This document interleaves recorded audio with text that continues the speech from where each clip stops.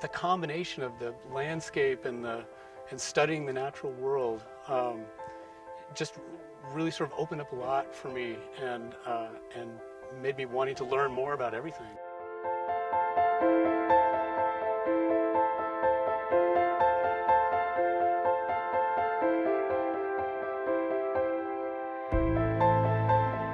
So we're here at Hancock Field Station. Hancock Field Station is run by the Oregon Museum of Science and Industry, OMSI, and does camps for kids of a variety of ages over a variety of subjects out here in the Eastern Oregon high desert.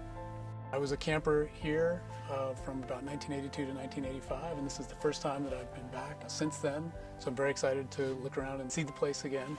I have a lot of good memories of this place. One of the years that I came to Hancock, there was a telescope down in one of the laboratories, and one of the counselors got a bunch of students together, and we took it out and we checked everything, and then the counselor was sort of like, yeah, well, let's put it together, and all the kids were excited. So we dragged everything, and I believe we brought it up to here. We put it all together, and we put it on the mount and everything, and then when night came, we got a chance to actually use it, so it was a lot of fun to go through the process of, in a sense, assembling our own telescope, and then getting to point it on the sky and check out some of the stars. We didn't really know what we were doing, but just the activity and the discovery on our own was just a lot of fun. The great thing about the science camps, and especially OMSI, is what I found is that it sort of left this template or this imprint on the rest of my life. A couple years into college, I got a job doing astronomy, and all of a sudden it sort of brought back all those feelings from when I was a kid about telescopes and the sky and doing astronomy. And when I finished college, I was like, oh, I got to do more of this. This is fantastic. It's so much fun. And so the next thing was to go into graduate school, and then I really just studied astronomy.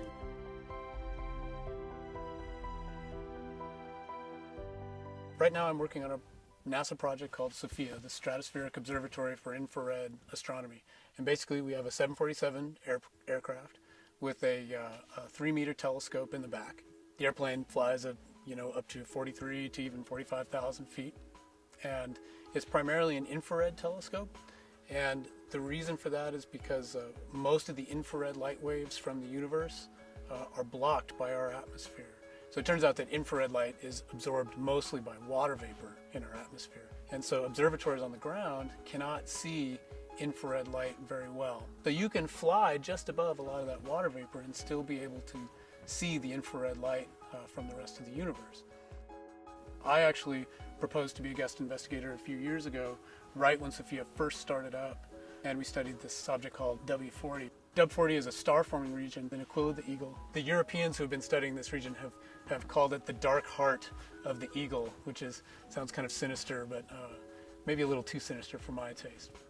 In the optical, it doesn't really look like anything, but when you look at it in the infrared, it's this big, beautiful star-forming region that people didn't really know about. And so we used SOFIA to try to understand better 2 or 3 of the most massive stars that are in the center of that cluster. And these are stars that are, maybe 5 to 10 times the mass of our sun. And they're clearly early in their star-forming phases. The reason that star formation is important, there's a couple of reasons. First, is that stars are one of the basic building blocks of our universe. But a byproduct of star formation is planet formation. So that's another reason why we're very interested in star formation, is because as stars form, they're also forming planets.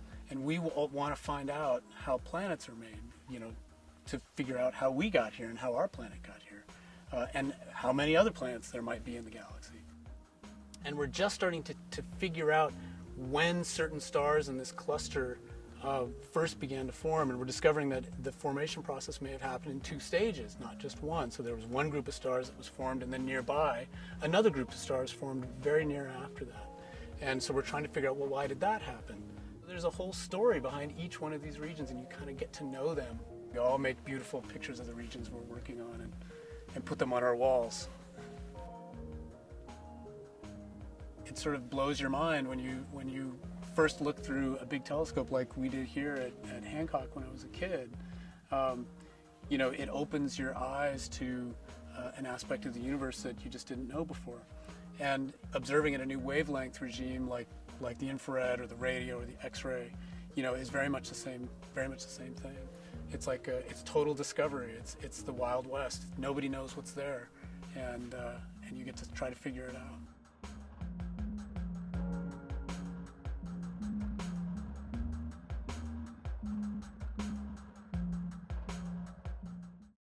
What I think I would tell students at Hancock and students at, anywhere, is stay curious. Don't, the world is amazing if you just slow down long enough to try to tease it out and figure things out and pay attention.